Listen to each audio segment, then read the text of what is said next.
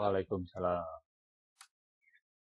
Oke, terima kasih teman-teman dan tim dasa yang sudah masuk. Hari ini saya akan coba melanjutkan program dasa learning kita, yaitu untuk yang basic Scrum Frame Network Method.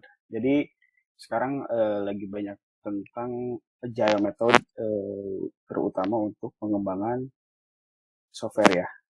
Salah satunya adalah metode Scrum Framework. Metode Scrum Framework ini adalah yang banyak digunakan pada perusahaan-perusahaan yang sekarang mengembangkan aplikasi-aplikasi yang sangat harus cepat untuk berubahnya gitu, seperti Gojek, Tokopedia dan lain-lain. Oke, kita langsung aja ya. Bismillahirrahmanirrahim. Agendanya nanti itu apa itu Scrum, kemudian yang keduanya Scrum Teams dan Roles itu apa, ketiganya Scrum Event itu ada apa saja, yang keempat Scrum Artifact itu apa, nanti ada Scrum Raw Value, kemudian ada 3 pilar empirical, dan yang ketujuhnya ada Scrum Structure. Apa itu Scrum? Definisi Scrum. Definisi Scrum itu adalah sebuah kerangka kerja untuk mengembangkan, menghantarkan, dan mengelola produk yang kompleks. Kemudian Scrum itu sebuah kerangka kerja di mana orang dapat mengatasi masalah kompleks yang adaptif, kemudian pada saat bersamaan juga menghantarkan produk dengan nilai setinggi mungkin secara produktif dan kreatif.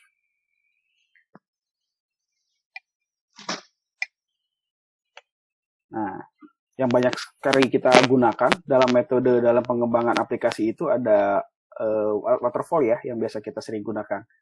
Nah, perbedaannya bagaimana nih waterfall dengan Scrum? Kita lihat. Untuk waterfall itu biasanya kita akan melakukan plan.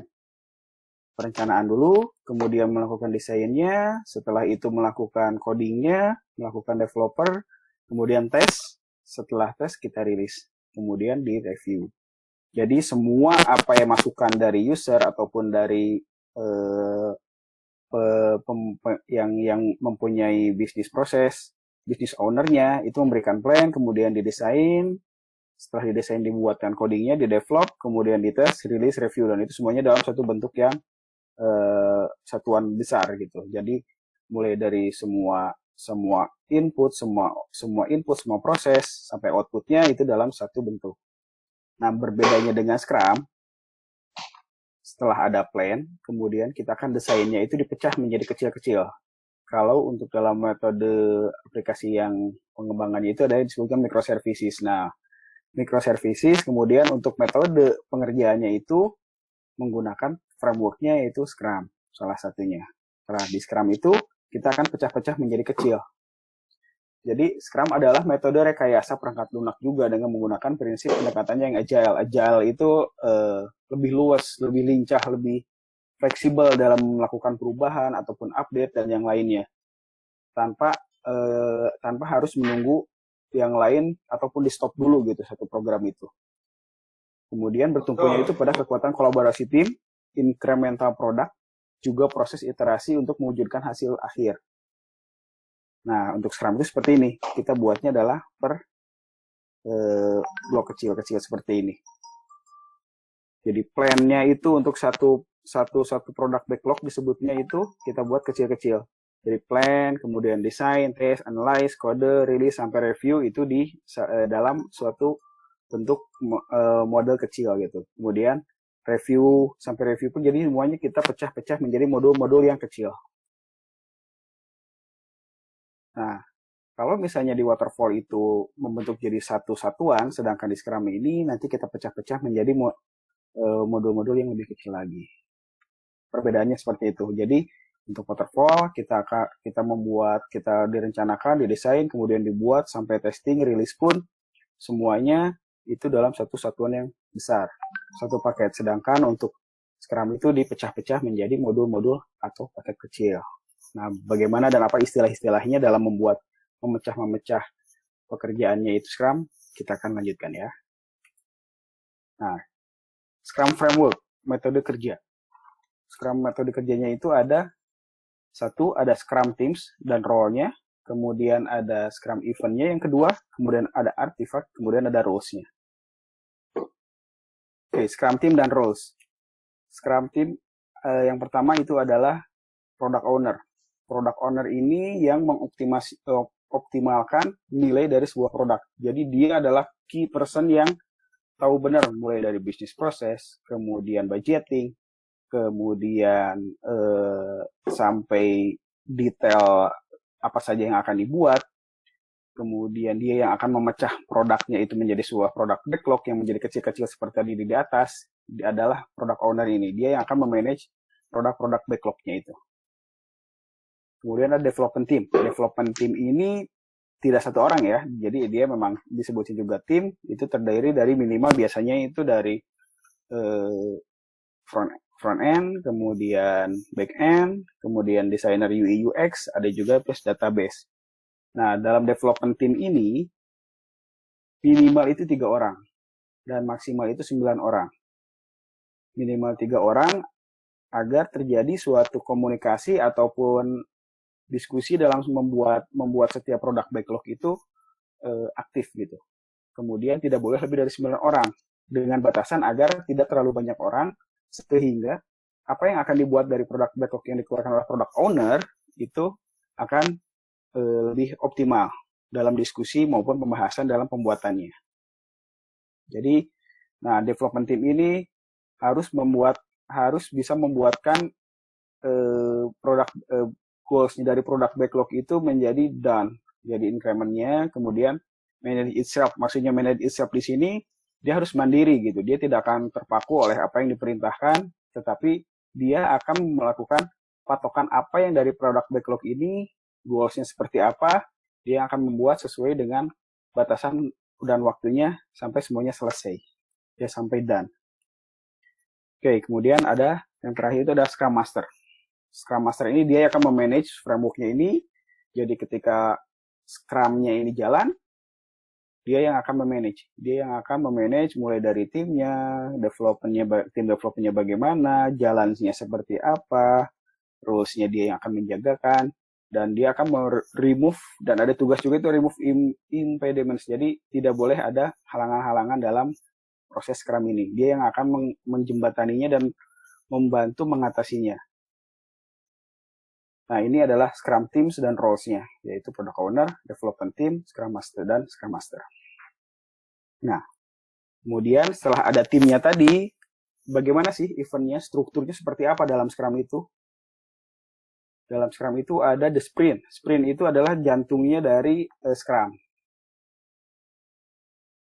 Jadi, sprint ini adalah jantungnya dari Scrum, adalah yaitu waktu yang pengotakan waktu periode kerja di mana sprint ini fokus untuk mendelivery produk item yang dipilih dari produk backlog. Jadi nanti sprint ini adalah batasan waktu pengerjaan kotak-kotak yang sudah dibuatkan, produk-produk backlog yang sudah dibuatkan, yang harus selesai sesuai dengan waktunya itu.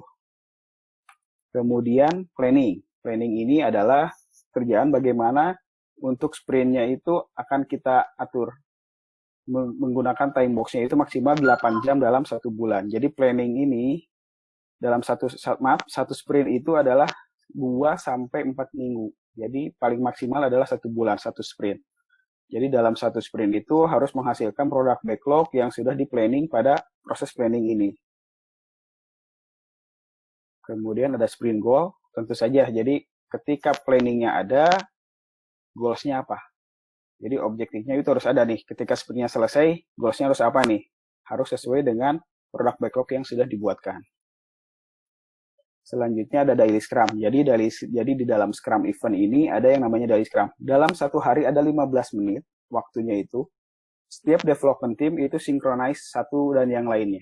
Jadi misalnya ada desainer UI UX, kemudian ada yang membuatkan front end. Nah, di sini terjadi diskusi selama 15 menit. Apa yang akan dikerjakan, apa yang sudah dikerjakan, apa problemnya dibahas. Jadi disinilah terjadi suatu komunikasi yang bebas dalam suatu development team untuk mencapai goal-goals planning yang sesuai dengan planning yang ada di sprint goal itu gitu. Jadi kemudian misalnya di tim dari UI UX-nya desainnya seperti ini ya. Oke, kata orang front-nya ininya seperti ini. Paling nanti prosesnya seperti ini. Nah, diskusi ini maksimal 15 menit dalam satu hari. Jadi tiap hari itu ada interaksi antar tim development. Jadi apakah itu apa yang akan dikerjakannya, apa yang sudah dikerjakan, dan apa problemnya. Problemnya itu ketika di dalam diskusi, problem itu diungkapkan sehingga semua tahu dan mengatasi masalah itu, masalah-masalah yang ditemukan sebelumnya itu bisa dipecahkan bersama gitu. Sesuai dengan roles-nya masing-masing. Kemudian nanti ada sprint review. Sprint review ini adalah inspeksi increment-nya nih, bagaimana nih adaptasi dari produk backlog-nya, apakah diperlukan atau tidak, apakah sudah selesai atau sesuai atau belum, dari produk backlog yang dibuat di sprint planning, apakah sudah sesuai dengan sprint goal atau belum, nanti direview. Jadi dalam sprint ini dilakukan review. Yang terakhir itu adalah sprint retrospective, yaitu inspeksi bagaimana jika sudah terjadi sprint goal dicapai. Jadi ketika sudah selesai, kemudian direview, setelah direview retrospektif kita ambil apa yang sudah dilakukan kemarin, kemudian kita adapt ke next sprint-nya. Jadi sprint retrospektif ini adalah mengambil apa saja yang sudah kita lakukan, kemudian poin-poinnya bagaimana dan seperti apa. Setelah itu dijadikan suatu catatan agar di sprint selanjutnya menjadi lebih baik lagi daripada sprint sebelumnya. Oke, ini adalah Scrum event. Jadi acara-acara di Scrum ini seperti ini, ada sprint, durasinya itu 2-4 minggu maksimal, berarti 1 bulan dalam satu sprint. Kemudian ada planningnya, ada sprint planning, yaitu merencanakan sesuai dengan produk backlog yang sudah dibuat. Kemudian tentu saja dari planning tersebut harus ada goal-nya yang dinamakan sprint goal. Selanjutnya itu ada daily Scrum, yaitu event di mana dalam satu hari tim development berdiskusi tentang bagaimana jalannya sprint sesuai dengan planning dan bagaimana untuk mencapai goal. Apa saja yang akan dilakukan, apa saja yang sudah dilakukan, apa saja problem yang ditemukan, mereka berdiskusi. Kemudian jika sudah mencapai goal, ada sprint review, yaitu untuk mereview bagaimana produk backlog-nya, apa yang diperlukan, apa yang harus diperbaiki lagi. Jika sudah selesai dan dirilis, dilakukan sprint retrospektif, yaitu mengambil apa saja poin-poin yang sudah dicapai, kemudian merangkumnya agar di next sprint bisa berjalan lebih baik lagi. Nah, ini kemudian ada Scrum artifact. Artifact ini bukan artefak sejarah ya, jadi di sini memang benda-benda yang akan membentuk suatu Scrum ini terjadi gitu. Apa saja itu Scrum artifact? Istilah Scrum artifact itu yaitu ada product backlog, kemudian sprint backlog, dan increment.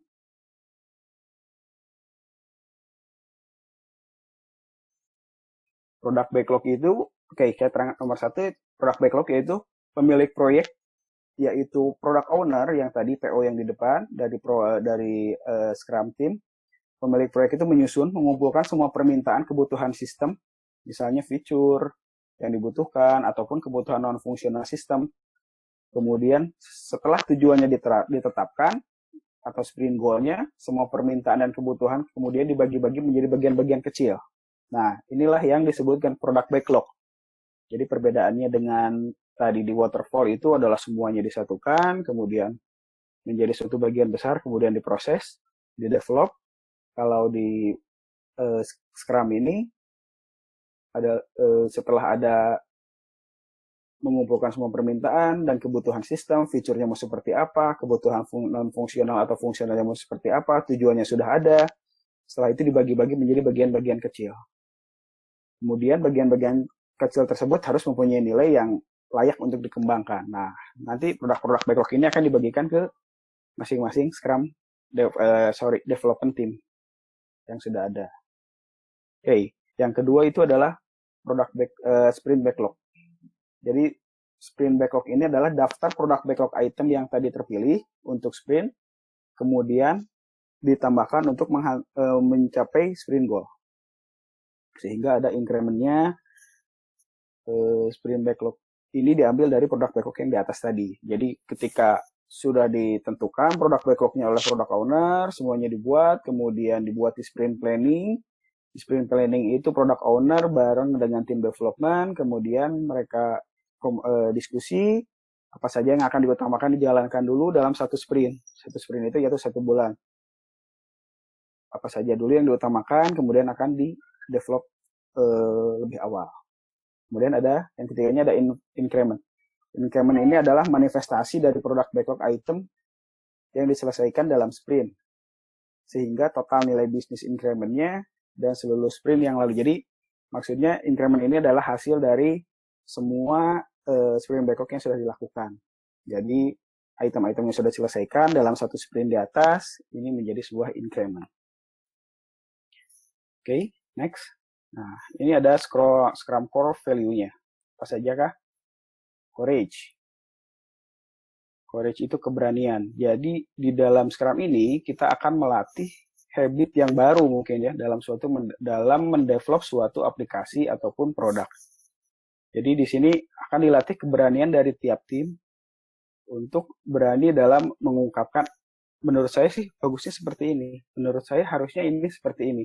Sehingga terjadi diskusi antar tim dan semuanya mandiri gitu. Jadi semua mempunyai jalur masing-masing, tetapi setelah dengan adanya keberanian ini dalam menyampaikan, sehingga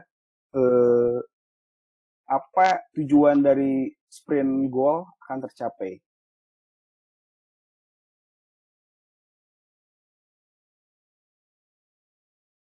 Jadi apapun keputusannya sehingga membuat ketika ada keberanian ini, keberaniannya mungkin di sini bisa disebutkan, aduh saya kemarin salah nih melakukan input ini, seharusnya seperti ini di tim. Kemudian dari tim lain akan melakukan masukan atau memberikan masukan ataupun tambahan-tambahan. Oh mungkin harusnya gini. Jadi kebanyakan kalau tim development ketika dia melakukan kesalahan diem aja, dia nggak berani melakukan aduh padahal kemarin gue melakukan ini, sepertinya salah nih. Jadi harus ada keberanian di dalam tim development ini. Kemudian fokus. Jadi karena kita sudah memecah-mecah menjadi suatu produk backlog, tiap tim development akan lebih fokus pada bagiannya masing-masing sesuai dengan target tujuan sprint goal yang sudah dibuat. Jadi tim UI UX tetap fokus pada pekerjaannya, kemudian tim front end fokus pada pekerjaannya, tim back end pun fokus pada pekerjaannya. Yang ketiganya itu ada komitmen. Jadi dalam setiap orang harus mempunyai komitmen. Kita akan membuat kita akan menyelesaikan produk backlog ini dalam satu sprint dengan komitmen agar selesai sesuai dengan tujuan, yaitu sprint goal-nya. Yang keempatnya adalah respect. Jadi harus menghargai satu sama lain antar tim sehingga akan saling membantu, tidak menguasai merasa gue ini yang paling bikin bagus nih, gue nih yang paling ini. Jadi harus ada rasa respect. Kemudian ada openness, keterbukaan. Keterbukaan di sini kenapa ada daily scrum? Nah, daily scrum ini akan melatih ke 5 nilai value ini. Jadi bagaimana kita akan lebih terbuka kepada tim satu ke tim yang lainnya, kemudian tim yang lain juga bisa terbuka ke kita. Jadi semuanya itu lebih transparan. Kemudian selanjutnya ini ada 3 pilar empirical Scrum. Transparansi. Nah, ini tadi sudah saya singgung tentang transparannya harus seperti apa, bagaimana. Jadi semua orang yang terlibat, yaitu apakah itu PO ataupun tim development, semuanya transparan. Karena ada diskusi setiap hari dalam daily Scrum. Dan kemudian ketika sudah ada transparan, saya melakukan kesalahan nih, aduh saya kemarin harusnya seperti ini nih. Karena sudah transparan, saling membantu, kemudian ada terbentuklah suatu kepercayaan satu sama lain. Gitu. Jadi tidak ragu dalam mengeluarkan, aduh ada yang salah nih, aduh ini harusnya seperti ini, ataupun kemarin saya sudah buat seperti ini, bagaimana masukannya. Nah, itu menjadi suatu transparansi yang jadinya akan menjadi kolaborasi dalam setiap tim. Oke, dan keduanya itu ada inspection. Jadi dalam Scrum ini, dalam tim development ataupun tim Scrum ini harus melakukan inspeksi satu sama lain. Inspeksinya yaitu apakah itu di produknya, apakah prosesnya, ataukah aspeknya, ataukah orangnya, sehingga berkelanjutan ke depannya bisa menjadi lebih baik. Seperti apa? Gitu. Jadi pilar yang kedua adalah inspeksi. Jadi saling inspeksi satu sama lain, inspeksi tentang pekerjaan sendiri, kemudian ketika terjadi diskusi ada yang melakukan diskusi, kemudian membantu juga untuk melakukan inspeksi apakah ini baik ataukah ini buruk, apakah ini harus diperbaiki ataukah harus seperti apa. Nah, yang ketiganya adalah adaptasi. Jadi adaptasi ini adalah perbaikan bagaimana terus-menerus untuk kemampuan orang beradaptasi. Jadi satu sama lain akan beradaptasi, akan terbiasa, lebih terbuka, lebih sering diskusi, kemudian sehingga nantinya menjadi suatu organisasi yang lebih aktif, kemudian transparan, saling membantu satu sama lain, sehingga terbentuk suatu tim yang solid di dalam Scrum ini. Oke. Selanjutnya, ini ada Scrum Structure-nya. Nah, jadi dari yang tadi akan saya coba urutkan bagaimana struktur Scrum ini ya berjalan. Nah, di awal itu adalah akan membuat suatu product backlog. Product backlog ini dibuat oleh product owner. Product owner ini dia yang mengetahui bisnis prosesnya seperti apa, kemudian prosesnya mau apa, inputnya mau apa, outputnya mau seperti apa. Dibuat product backlog oleh product owner. Jadi product owner ini yang membuat product backlog. Dia yang mengetahui semuanya tentang produk apa yang akan dibuat ataupun aplikasi nanti yang akan dibuat. Kemudian product backlog ini dibawa oleh product owner ke sprint planning. Sprint planning ini terdiri dari product owner, kemudian dari development team, kemudian Scrum Master. Di sprint planning ini terjadi diskusi bagaimana product backlog ini akan dipecah. Jadi product owner dengan tim development akan berdiskusi. Misalnya dalam satu produk ini menjadi 20 produk backlog nih. Dalam sprint planning akan dibahas. Oke, development team, ini ada 20 produk backlog dengan menu seperti ini. Bagaimana dengan kesanggupan tim? Nah, kemudian tim development ini mempunyai kemampuan berbeda-beda. Tergantung mungkin dari produk backlog yang akan dibuat. Misalnya, ketika membuat produk Gojek ya, seperti Gojek ya. Menu utamanya itu mungkin baru login, kemudian pemesanan, kemudian penentuan titik antar dan jemput, kemudian pembayaran. Apa dulu nih yang akan dibuat? Misalnya untuk menu login dulu. Kemudian didiskusikanlah dengan tim development. Kira-kira ini berapa lama nih membuat satu backlog ini. Diskusi di sini akan memecah menjadi backlog yang kecil sehingga sesuai dengan apa yang kemampuan tim development akan buat. Disinilah terjadi diskusi, kemudian akan diputuskan berapa satu sprint itu akan menghasilkan berapa backlog, kemudian akan menjadi beberapa produk. Next-nya, nah ini dengan Scrum Team setelah diskusi berjalan semuanya sesuai dengan kemampuan masing-masing, produk backlog ini dipecah, berapa backlog yang akan dibuat, kemudian berapa banyak sprint, berapa lama sprintnya, kemudian dalam satu sprint itu berapa backlog yang akan menjadi dirilis sesuai dengan sprint planning dan sprint goal-nya. Nah, nanti setelah dipecah akan menjadi sprint backlog. Jadi product backlog di dalam sprint planning diproses barengan dengan product owner, kemudian dan tim development, diskusi dan Scrum Master. Setelah itu dipecah menjadi sprint backlog yang lebih kecil-kecil lagi. Next-nya prosesnya adalah ini sprint 1-4 minggu. Ini tergantung dari sprint backlog yang sudah didiskusikan di sprint planning. Berapa lamanya? Yang paling lama adalah 4 minggu. Jadi tidak boleh lebih dari 1 bulan dalam satu sprint. Ini adalah Scrum Structure yang sudah dibuat sehingga nanti dalam 1 bulan itu apa yang akan dirilis, menu apa saja dulu yang akan dibuat, apa dulu diutamakan yang jadi, sesuai dengan sprint planning. Nah, ini yang akan membuat tetap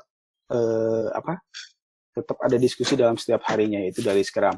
daily scrum yang 15 menit ini, di mana development team akan membahas sprint backlog yang sudah dibuat, kemudian nanti mereka akan berdiskusi bagaimana bagusnya, bagaimana prosesnya, apa yang sudah dibuat, apa yang belum, kemudian nextnya harus seperti apa. Di daily scrum ini akan jadi untuk diskusi untuk memproses sprint backlog sesuai dengan pembagian tugasnya masing-masing. Oke, setelah selesai, misalnya dalam satu sprint sudah selesai nih, sudah jadi sprint backlog yang dibuat itu, kemudian sesuai dengan sprint goal-nya akan menjadi sprint review. Bagaimana, apakah sudah sesuai, fungsinya sudah jalan semua, menunya sudah sesuai semua, semuanya sudah oke. Kemudian potensial untuk si produk akan dilakukan. Jika misalnya potensinya oke, bagus, akan dirilis. Nah, kemudian yang terakhir itu adalah sprint retrospektif, yaitu adalah pengambilan nilai-nilai atau value dari produk yang setelah di delivery ataupun di shippable. Jadi di situ akan diambil, kemarin kita sudah membuat ini. Oke nih, kayaknya nanti buat kedepannya kita harus seperti ini. Jadi next sprint, untuk next pembuatan sprint backlog yang selanjutnya bisa lebih baik dari yang sebelumnya. Oke, ini basic dari Scrum. Jadi basicnya itu yang tadi sudah saya bahas. Silakan, jika ada yang mau ditanyakan, dibuka aja mic-nya ya. Pak Arif. Ya. Apakah metode bentuknya fisik, itu pun ada yang menggunakan metode ini. Mereka yang benar-benar menggunakan metode untuk pengembangan seperti ini. Dan kalau misalnya untuk kenapa lebih ke software, karena memang beberapa framework ini bisa diadaptasi dengan teknologi yang sekarang juga sudah mulai ramai, yaitu microservices kan. Microservices pun sama, yaitu memecah menjadi lebih kecil-kecil. Dan produk-produk pun selain software pun ada. Jadi bisa diterapkan di produk apapun. Yang ingin produknya itu tetap beradaptasi dengan ataupun berubahnya itu cepat gitu. Atau misalnya seperti HP gitu. Misalnya, ini kurangnya ini nih. Dalam pembuatan handphone itu pun ada yang menggunakan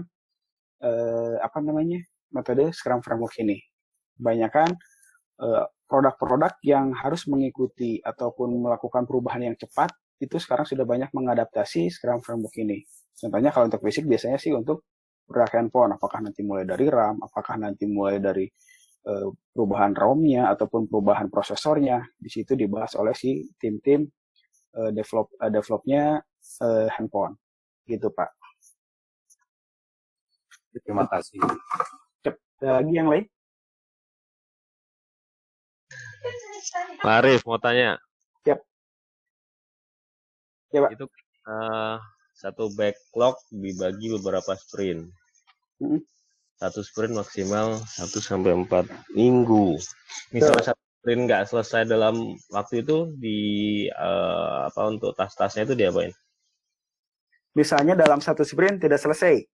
Ya kan misalnya ada 10 kan gitu kan, 10 tas. Ya. Yang selesai cuma 3 gitu. Yang 7-nya Nah, itu nanti di sprint review, di proses sprint review. Di sprint, saya pulin dulu ya. Nah, di sprint review ini akan dilihat apakah dia potensial untuk dirilis atau tidak. Misalnya baru selesainya dari 10 baru 7, sisa 3. Itu nanti akan kembali ditarik masuk ke sprint planning yang selanjutnya. Nah, tergantung nanti apakah akan tetap diproses di sprint selanjutnya atau enggak, itu nanti di product owner. Misalnya dari 10 itu yang 3 ini ternyata menurut product ownernya, ini kayaknya tidak dulu deh kita kerjakan. Ada yang lebih urgent dulu, kita kerjakan yang lain. Nah, biasa jadi ketika ada satu sprint sudah tercapai, tetapi tidak semua sprint backlog terkerjakan, maka akan dibawa kembali ke next sprint planning selanjutnya, Pak. Keputusannya apakah akan dilanjutkan ataukah tidak, itu nanti tergantung dari product owner. Begitu, Pak.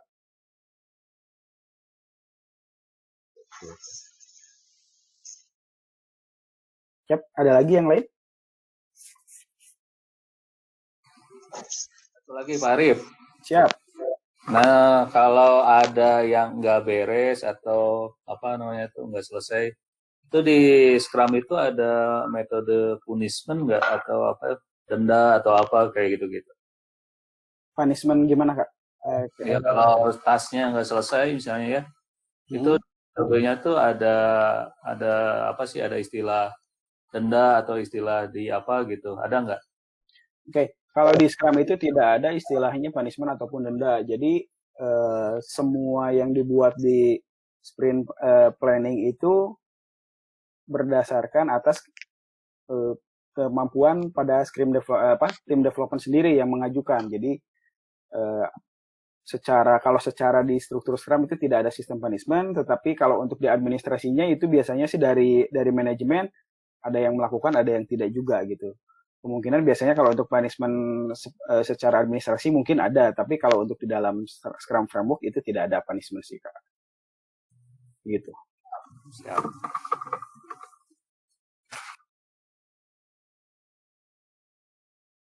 Ada lagi? Tanya lagi nih, Siap. Pak Arif. Kalau misalnya dalam waterfall itu kan ada fasenya adalah planning, terus development, baru testing ya. Baru ya itu. Kalau di Scrum ini kan dia akan jadiin satu kan, development, testing. Nah itu akan itu gimana? Apakah saling menunggu fasenya atau dia paralel aja gitu? Yang ini? Untuk yang Scrum. Maksudnya kan kalau misalnya kalau ada testingnya dia fail atau ada bug itu, apakah dia akan menunggu lagi untuk dibenerin atau dia akan ngetes yang lain dulu atau gimana itu? Jadi ini karena ini di Scrum ini kan dalam satu sprint, nah ini anggap satu sprint ya, yang kotak-kotak di bawah ini yang kecil. Itu dari mulai plan, kemudian analisa, desain, tes, coding, sampai rilis dan review itu di dalam satu ini. Kalau misalnya dalam waterfall itu kita harus menunggu sampai selesai semua. Kalau ini karena udah dipecah kecil-kecil, misalnya ketika ketemu bugs, problemnya ada di menu login. Ya udah, menu login itu aja yang diperbaiki di sini. Di review, kemudian ada problem di codingnya, ya kode yang di sini saja yang diperbaiki. Misalnya di sini adalah menu pemesanan. Nah, ketika di menu pemesanan ini tidak akan tersentuh dan dia tetap akan berjalan berkembang semuanya gitu. Jadi perbedaannya itu kalau proses waterfall itu proses mitigasi ketika ada problem ditemukan itu sangat lama karena kita harus mencari ini problemnya di mana, di menu apa dan apa juga yang sudah dilakukan dan yang lain akan terhenti. Nah, sedangkan untuk di Scrum ini karena sudah dipecah-pecah, di sini misalnya menu login, kemudian menu pemesanan, kemudian menu pembayaran, menu logout misalnya gitu. Problemnya ada di menu login, ya udah yang di menu login ini di sini semuanya terjadi. Jadi mulai dari perencanaan, desain, tes, analisa, coding, review semuanya di sini. Perbedaannya begitu sih Pak. Ada lagi Pak? Bagaimana? Oke, udah. Terima kasih. Silakan yang lain, masih ada yang mau ditanyakan? Pak Arif, saya Reza Pak. Oh iya Pak, silakan Pak Reza. Jadi Pak Arif, kalau misalnya ngelihat strukturnya Scrum ya waterfall juga, ini kan kelihatannya cocoknya buat internal ya. Betul. Maksudnya buat internal development. Kalau misalnya nanti kita ada user, ya ada hubungannya lah, ada 2 pihak atau 3 pihak gitu menggunakan Scrum ini, tapi kita misalnya jadi orchestrationnya atau kita jadi bukan pemilik, penanggung jawab project management lah ya istilahnya gitu. Itu gimana ya Pak skemanya ya Pak biar Scrum ini masih tetap efektif? Apakah harus di satu tempat berkumpul atau misalnya ada satu role yang ada di beberapa tempat atau gimana gitu? Pak Reza, untuk pertanyaannya betul, untuk Scrum ini bagusnya itu untuk dalam satu organisasi ataupun dalam satu departemen ataupun dalam satu perusahaan, misalnya Tokopedia itu kan benar-benar Tokopedia, dan Scrum ini harus mempunyai fleksibel budget. Jadi budgetnya itu bisa berubah-ubah, apakah nanti akan bertambah ataukah lebih besar moral atau enggaknya. Nah itu memang benar-benar harus ada di dalam satu naungan organisasi. Kemudian pertanyaannya tadi bagaimana kalau misalnya kita akan mengadop menjadi di dua organisasi gitu. Misalnya ada organisasi user misalnya A, sedangkan kita sebagai developernya dari B. Nah, kalau saya lihat dari analisa sih yang sudah didapatkan itu mungkin dari Scrum Teams roles-nya itu kita harus di double, Pak. Jadi misalnya development team-nya dari kita. Kemudian untuk product owner pun kita harus ada, Scrum Master juga ada. Nah, di user pun harus ada. Kenapa? Seperti itu. Misalnya ini product owner. Product owner adalah kepanjangan penerusan tangan dari business owner. Misalnya business owner-nya adalah si perusahaan A atau departemen A atau kementerian A. Nah, di situ harus ada yang satu PIC juga yang berlaku atau sebagai product owner. Nah, di kita pun ada product owner. Ketika ada dua product owner ini menjadi menjembatani antara dua organisasi yang ada gitu. Jadi product owner ini akan mendelivery produk backlognya seperti ini nih dari business owner pengen seperti ini. Masuk ke product owner-nya kita, kemudian dari product owner kita diskusinya pun akan bareng dalam suatu sprint planning pun dua product owner yang ada, development team tetap satu, mungkin nanti bisa diadopt dengan DevOps sistemnya. Jadi yang tim operasional salah satu dari PIC-nya user departemen A tadi akan ikut dengan kita gitu di dalam development team. Jadi akan ada penggabungan antara tim operasional yang sudah ada di sana ikut ke tim development. Nah, ini sebagai menjembatani bagaimana nih rules yang sudah ada nih, bagaimana nih yang sudah berjalan gitu. Kemudian Scrum Master-nya pun harus ada dari dua departemen tadi. Jadi di departemen A dan departemen B, Scrum Master harus ada. Scrum Master yang ada ini yang akan membantu menjaga si Scrum framework ini tetap berjalan. Karena di dalam development team nanti ada dua tim yang akan join dari timnya departemen A dan departemen B itu akan memanage dua-duanya sekaligus. Jadi mungkin ketika kita akan mengadopsi dari menjadi dua departemen membuat suatu Scrum, berarti akan terjadi dua Scrum Master, kemudian ada dua Product Owner juga. Begitu Pak Reja. Ini jadi masukan juga buat project management ya. Betul. Pada saat nanti handle project dengan framework Scrum ini, kalau sebelumnya mungkin role counterpart PIC usernya itu adalah project manager juga, misalnya disebutnya gitu kan, ada project manager di area developer atau di area kita gitu. Ada juga di internal user pun ada project manager sebagai PIC lah. Betul. Misalnya kayak gitu ya. Iya. Nah, kalau misalnya di sini berarti role-nya itu ada product owner di kita, ada product owner di sana sebagai counterpart. Sisanya adalah kita berbicara tadi kalau ini memang adopting user kita adopt DevOps, berarti yang operation ada di sana itu harus jadi counterpart juga gitu ya? Betul. Teknis ya? Iya, secara teknisnya mereka akan membantu secara operasional nih, saya gini. Nah, itu harus ada ikut di development team gitu. Sedangkan Scrum Master-nya ini mungkin nanti kalau untuk di tim DevOps-nya mungkin jadi leadernya tim operasionalnya dari departemen tersebut, kemudian dari developer pun harus ada Scrum Master yang untuk nge-lead juga development team-nya begitu agar Scrum framework ini tetap berjalan dengan baik. Begitu, Pak. Nah, cuman ada suatu keterbatasannya mungkin masalah di budget. Jadi karena harusnya itu kalau untuk Scrum tuh budget itu benar-benar unbudgeting, maksudnya tidak terbatas gitu. Ketika ada perubahan itu misalnya jadi tidak seharusnya itu dalam suatu Scrum itu budget itu misalnya 1 tahun budget 1 M. Nah, Scrum itu tidak bisa seperti itu sebetulnya. Tetapi karena mungkin kalau misalnya kita akan mengadop ke pengembangan menjadi third party lah ya, bisa istilahnya di tempat lain, mungkin nanti itu harus dibahas. Mungkin dari budgetingnya misalnya 2M, wah ini paling bisa selesai, bisa untuk membuat berapa backlog gitu. Mungkin ini hanya berapa sprint. Nah, itu dari situ juga harus ditentukan. Jadi di awal juga mungkin kita harus mulai membahas masalah di budgeting, karena kan ini berhubungan dengan services ya, man by man ya. Nah, itu juga mungkin akan diperhitungkan. Karena biasanya ketika dalam Scrum ini ketika menemukan ada perubahan yang besar, biasanya mereka akan menarik lagi nih satu Scrum team atau dua Scrum team tambah tiga development teamnya nambah lagi. Itu kan akan membuat budget berubah, tidak stabil, tidak konstan. Itu juga harus dibahas di awal. Ketika membuat sprint planningnya seperti apa nih, gitu. Jadi harus sudah ada ketukan. Kalau tidak ada perubahan besar, itu tidak boleh dilakukan pembatalan dalam suatu sprint goalnya udah fix ini baru dikerjakan. Karena itu nanti akan berubah ke budgeting dari tim development-nya. Gitu, Pak. Karena kan kalau sebenarnya budgeting itu di development life cycle kan memang nggak ada juga ya. Cuman ini agak lebih sulit di planning lah ya secara budget ya. Ya, betul. Secara budgetnya tidak bisa di planning gitu. Oke. Ini buat teman-teman tim project management, maksudnya baik Om Danang, Mas Yudi gitu, dan yang lainnya. Berarti kan ketika berbicara tentang project plan atau kita akan sizing satu project, ini adalah frameworknya.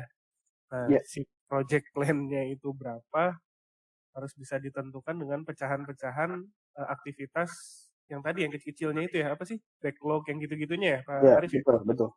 Nextnya berarti mungkin nanti coba ditemuin tuh, ini jadi masukan banget kan, jadi coba ditemuin antara cycle Scrum development ini sama si project management ini. Kalau misalnya ngobrolin waterfall atau prototyping kan udah jelas ya harusnya ya, cara mau bikin UKS apa segala macam.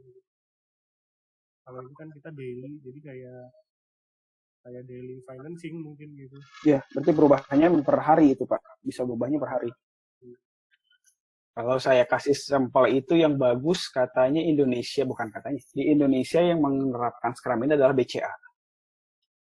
BCA itu yang termasuk tim development IT yang Scrum-nya terbaik gitu. Mungkin kita nggak tahu, pernah nggak kita lihat produk-produk BCA di iklan, sampai iklan, tapi nggak lama hilang, dan hilang aja benar-benar nggak ada. Nah, itu juga kan kalau secara budgeting itu kan mereka sudah hilang berapa tuh, udah berapa sprint sih yang mereka buat, sampai produk yang sudah mereka rilis pun mereka bisa narik lagi gitu. Kemudian untuk perubahan-perubahannya pasti kalau kita coba masuk ke klik BCA ataupun masuk ke dalam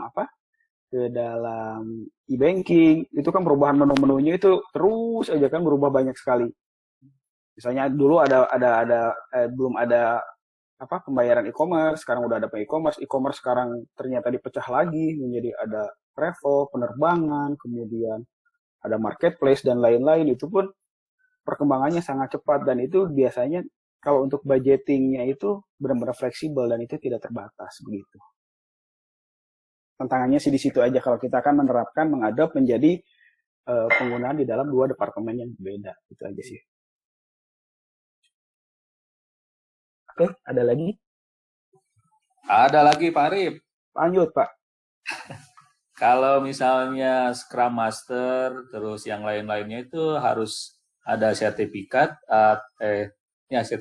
atau bisa tunjuk langsung aja yang nggak punya sertifikasi.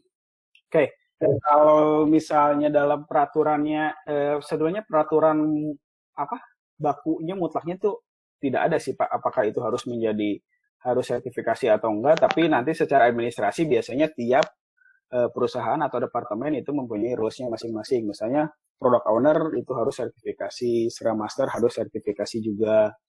Tetapi di beberapa tempat yang besar pun yang saya tahu, misalnya di perusahaan-perusahaan TBK, itu banyak juga sih Scrum Master yang belum sertifikasi, tapi mereka sudah mengerti tentang Scrum Framework ini, mengerti bagaimana akan menjalankan dan menjaga Scrum ini akan tetap berjalan. Biasanya juga ada yang Scrum Master yang ngerjainnya udah 3-4 tahun, baru ikut sertifikasi, ada juga seperti itu. Jadi kalau patokannya tidak ada sih Pak.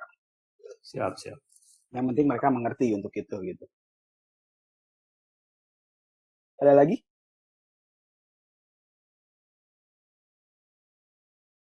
Bagaimana? Sudah mengerti nggak perbedaannya Scrum dengan metodologi yang ada sebelumnya yang pernah kita gunakan?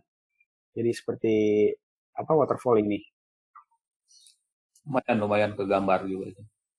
Siap. Ini lebih masuk dengan ini ya, Pak Rahadian, dengan microservices ya? Iya betul. Cuman nah kita belum pernah implementasi, jadi dibayang-bayang aja berarti tiap harinya tuh harus ada meeting apa tadi? Ya, daily scrum. Ya, Gitu kayak. betul.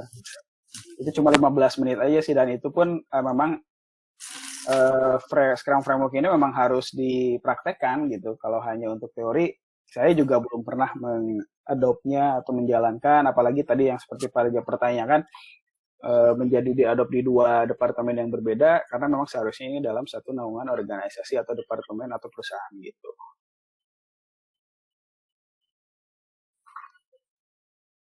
Silakan, ada lagi yang mau bertanya?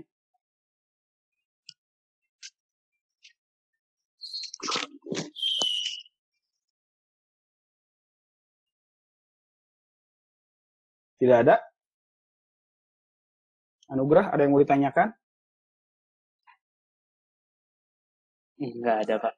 Aduh, oke. Ya, Kirain kantor lagi, kirain tuh. Ini karena teman-teman kan banyaknya implementer ya bro ya. Iya, betul. Nah itu jadi mungkin pertanyaannya ketika ini berbicara tentang development life cycle, ada kalau misalnya ngobrolin implementasi teknologi gitu, misalnya kayak implementasi database apa segala macam, ini bisa diadopt juga nggak, atau memang itu hanya cukup metodologi PM apa project management aja gitu? Nah, itu dia. Jadi kalau sekarang itu harusnya semuanya tahu sih, Pak. Jadi semua sampai development team harus mengerti, karena ini akan merubah habit. Masalahnya itu. Jadi kayak habit-habit sekarang implementer itu seperti yang tadi di nilai-nilai Scrum. Nah, kita lihat dulu. Nah, ini kan mungkin banyak yang nggak ada ya. Dari keberanian berdiskusi, kemudian ketika akan fokus pekerjaan, komitmen antar satu sama lain mengerjakan sesuatu yang saling berhubungan pun tidak ada. Nah, respect pun antara satu sama lain. Kadang kalau misalnya kita sebagai implementer, kita ditempatkan di tempat user juga kadang ngobrol juga jarang. Ketemu tiap hari juga ketemu, cuman ya gitu, cuman senyum-senyum doang gitu kan. Tapi kalau misalnya dengan adanya Scrum ini, mau nggak mau 15 menit mesti ngobrol. Walaupun lu cuma di sana cuma monitoring misalnya. Kemarin ada problem nggak? Walaupun pertanyaan cuma gitu. Kemarin hasil monitoring ada yang case nggak? Ada yang aneh nggak? Ada yang gimana nggak? Nah, seenggaknya di situ ada terjadi komunikasi. Nah, Scrum value-nya ini memang harus diketahui oleh semua tim yang ada. Terutama tim development. Kita tahu sendiri kan kalau tim development, tim implementer itu kalau disebut openness pasti jarang lah yang openness banget. Kalau nggak ditanya emang nggak akan ngomong gitu kan. Banyak mungkin yang seperti itu. Nah, ini harus akan merubah habit bagaimana tim development, implementer itu bisa lebih terbuka, kemudian respect, dipaksa untuk berkomunikasi, berani untuk ngomong gitu kan. Ketika ditanya mereka fokus akan kerjanya, Pak. Saya mah cuma pegang ini aja Pak, tentang database-nya Pak. Maaf ya Pak, mungkin bisa dibantu sama si A gitu. Karena ketika user kadang kan kalau kita menempatkan user menempatkan tim development di suatu tempat, mereka tahunya ini nih yang ngurusin database, ternyata kan misalnya aplikasi ternyata aplikasi kan beda-beda bagiannya. Jadi mereka pun akan fokus gitu ketika ditanya, ini gimana sih yang ini kok nggak bisa deh? Oh maaf Pak, itu ke bagian itu Pak, bagian desain UI UX-nya Pak, ataupun ke front end-nya Pak. Saya kebetulan pegang back end ke user itu. Nah kemudian di situ akan lebih komunikasinya lebih berani untuk ngobrol, lebih terbuka juga. Kemudian ketika ada problem ditemukan, kalau tidak terbuka, ketika next sprint daily scrum-nya lagi ketemu, kemudian dia tidak ngomong, ya udah jadi apa ya, disebutin punishment secara sosial juga ya jadi malu gitu. Kenapa kemarin yang ngomong kalau ada problem? Nah, akhirnya disinilah yang berat dalam suatu Scrum framework ini bisa berjalan adalah biasanya sih seperti ini Pak, dari nilai-nilai Scrum-nya kita melatih orang untuk berani bicara, terbuka, kemudian respect satu sama lain ini gitu.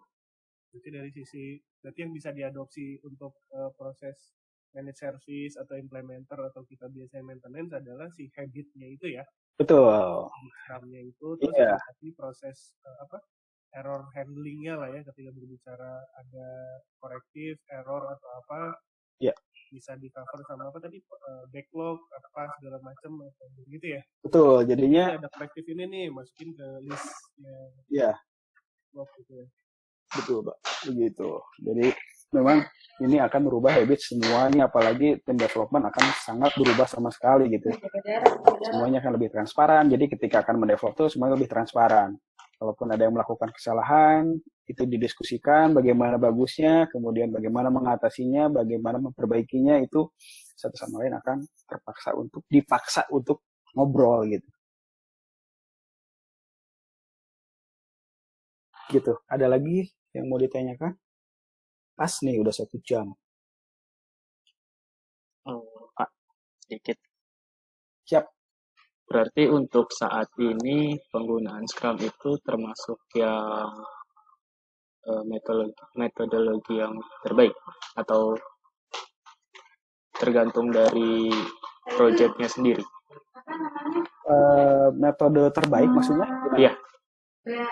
Karena kan ada banyak tuh metodologinya tuh, baik waterfall dan lain-lain. Ya. Nah, jadi untuk Scrum ini dia untuk produk yang lebih banyak berubah, cepat berubah, lebih agile kalau untuk istilah anak-anak sekarangnya ataupun istilah trennya itu menggunakan Scrum ini gitu. Kalau disebutin terbaik atau tidaknya nanti tergantung dari si produknya. Kalau tadi produknya misalnya tidak banyak berubah, dia hanya sudah jadi ini, ya udah ini aja gitu. Udah jadi gelas, ya udah gelas aja. Nggak seperti yang cepat berubah gitu. Itu mungkin bisa digunakan metode lain gitu. Jadi penerapan metode ini lebih tepat untuk produk yang sering berubah, update, ataupun menambah menu, ataupun menambah fitur. Metode ini yang bagus gitu. Kasih Pak. Siap, sama-sama. Ada lagi yang mau ditanyakan?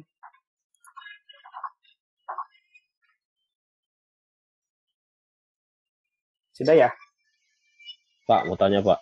Boleh Pak, silakan. Itu kan dalam menentukan development team, itu kan skillnya harus sama gitu ya. Kalau untuk biar bisa mencapai sprint goal-nya dalam waktu yang tepat nih. Terus kalau misalnya kita nggak punya tim yang kompeten yang sama gitu, itu gimana Pak solusinya? Nah, di situ adalah fungsinya begini. Coba lagi ke sini.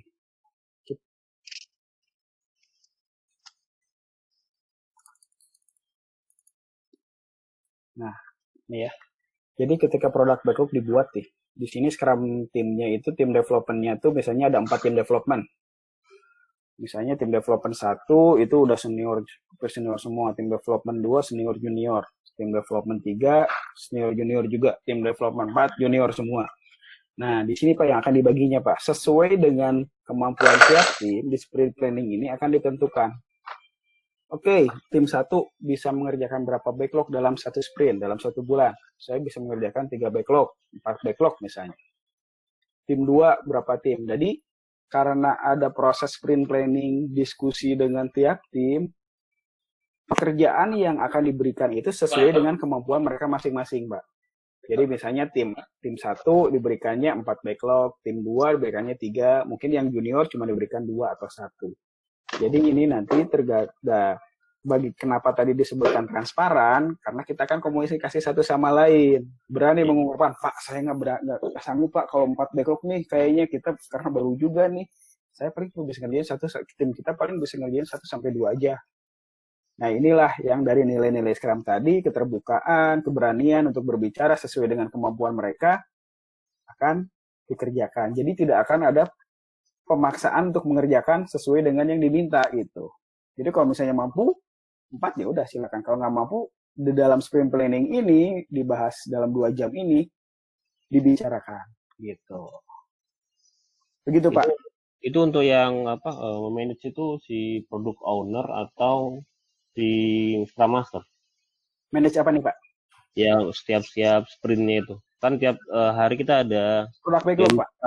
Product owner, sorry. Oh, product owner. Product owner, ya. Ini product owner itu secara nggak langsung kayak BA dan kayak PM juga berarti ya?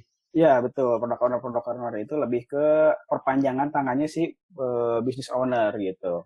Tapi dia harus tahu manage project juga gitu ya. Ya, betul.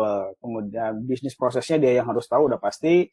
Kemudian sampai value-nya nanti terakhir ujungnya sprint goal-nya mau seperti apa dia pun harus tahu. Kemudian kemampuan tiap tim development dia juga akan tahu ketika terjadi di sprint planning. Terus si Scrum Masternya buat apa, Pak? Nah, Scrum Master ini yang akan ngejagain. Jadi kalau misalnya ada terjadi misalnya nih mulai dari komunikasi dari si development timnya nih ada yang nggak bisa komunikasi, dia yang akan menjagain. Kenapa kemarin ada problem nih dari Scrum kemarin kamu nggak bisa katanya nggak ada problem, tapi sekarang ketika ketemu ada problem. Kenapa? Iya Pak, saya nggak berani ngomong Pak. Nah, disitulah Scrum Master berfungsi. Dia akan menjembatani ketika ada stucknya event yang ada di dalam Scrum ini. Jadi dia akan menjaga agar tetap berjalan semua sesuai dengan Scrum Structure ini gitu. Jadi dia yang akan menjaga antara kalau di dalam tim development dia akan menjaga ritme yang ada di dalam tim development. Kemudian dia yang akan berkomunikasi dengan product backlog. Pak, di tim development 1 nih kemarin ada problem gini dia miss karena dia nggak berani misalnya. Dia yang akan oh gitu ya udah oke, perbaiki aja di daily Scrum besok bagaimana kita diskusiin gitu. Jadi yang Scrum Master ini akan berfungsinya jadi ada tugas-tugasnya kepada tim development ada, kepada product owner pun dia ada, menjaga sprint ini tetap jalan dia yang akan menjaganya bagaimana, daily Scrum dia akan tetap monitoring. Itulah fungsinya si Scrum Master. Oke Pak, jadi satu Scrum Master ini bisa manage banyak Scrum team juga berarti ya? Bisa, betul Pak. Jadi development di bawah satu Scrum Master, biasanya sih untuk satu Scrum ini, Scrum strukturnya terjadi biasanya sih hanya satu sih Pak. Jadi kalau untuk tim development-nya itu bisa sampai 1, bisa 4, bisa 5 gitu. Tapi ada batasannya juga biasanya ketika satu Scrum Master menangani terlalu banyak tim development, ya nggak efektif, pasti akan nambah lagi. Jadi itu juga kembali akan terjadi pembicaraan antara Scrum Master dengan product owner. Pak, saya nggak sanggup nih tim development-nya kalau nambah terus berat juga nih, nggak bisa saya manage semua. Oke, tambah lagi, gitu Pak. Oke, terima kasih Pak. Sama-sama. Pak Arif. Siap. Berarti ini itu ini. Scrum ini di dalamnya itu include fase analisis atau enggak? Atau ini benar-benar pure development? Karena kalau misalnya ngelihat tadi ini prosesnya benar-benar develop terus saya daily dengan hasil dari product owner yang sudah matang gitu. Analisanya nih di sini Pak nih perbedaannya. Nah si analisis itu. Nah, analisanya dalam setiap produk backlog Pak. Di sini. Sorry. Maaf.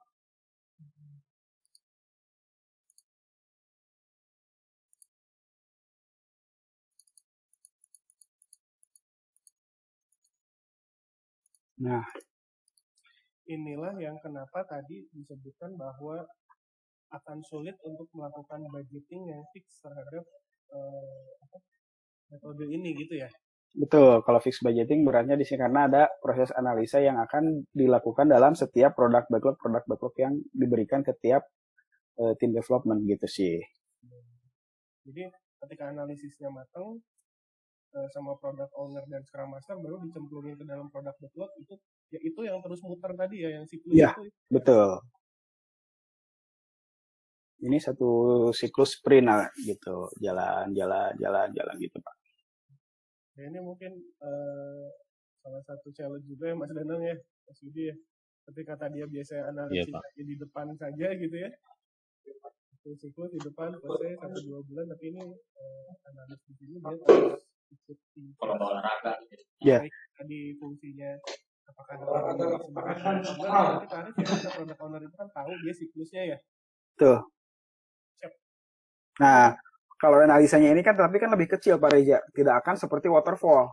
Kalau waterfall kan secara keseluruhan sistem, kalau ini kan cuma secara produk-produk kecil yang sudah dipecah-pecah. Misalnya analisanya cuma untuk menu login, itu kan nggak kan bukan waktu lama juga ya. Analisa untuk desain dan prosesnya untuk menu pemesanan, analisa bagaimana bentuk pembayaran, kan itu hanya lebih kecil-kecil gitu, jadi terpecah-pecah juga. yang jadi challenge nanti di integrasinya gitu. Ya, betul. Ya, di situ sih. Kemarin banyak yang tanya sih masalah PM itu kalau disebutin role-nya mirip siapa ya mirip ke PO gitu. Karena dia yang akan lebih tahu ke budgeting, lebih tahu ke administrasi juga, tapi di proses dia harus tahu juga gitu kan. Gitu. Challenging sih maksudnya. Iya, pasti kalau misalnya ketika kita ngobrolin tadi login aja, mungkin pertama loginnya biasa, tapi nanti ternyata ada integrasi sama SSO misalnya. Iya. Nanti backendnya berubah, ada salah. Ternyata ini ada integrasi lagi, penyesuaiannya kayak gitu ya, model Ya. kecil. Betul. Jadi lebih parsialnya lebih kecil-kecil nanti dipecah. Siap. Nah, ini mungkin tantangannya kalau kita nanti akan mengadaptasikan dengan klien ya. Klien dengan itu berarti bukan di developernya bukan di dalam DASA sendiri gitu, di luar gitu. Jadi kita menjadi third party ataupun menjadi pihak ketiga. Nah, ini yang harus kita combine. Harusnya sih nanti bisa berjalan pun kalau dengan sudah ada pengalaman sih, mau nggak mau ini harus ada pengalaman dulu Pak Reja. Kalau ada pengalaman mungkin akan kebayang seperti apa. Iya, betul. Ya. Ada lagi? Pak Ikhwan, ada yang mau ditanyakan? Cukup Pak.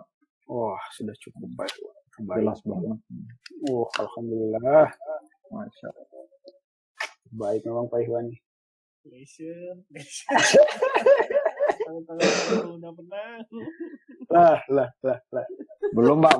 2 pertandingan lagi Pak ya. Coba Pak analisa sportnya Pak rada dituangkan Pak. Mohon doanya ini jadi lanjut IPL ya. Biar jadi. Sudah 30 Jangan ada tahun second Bapak wave. ini. Aduh.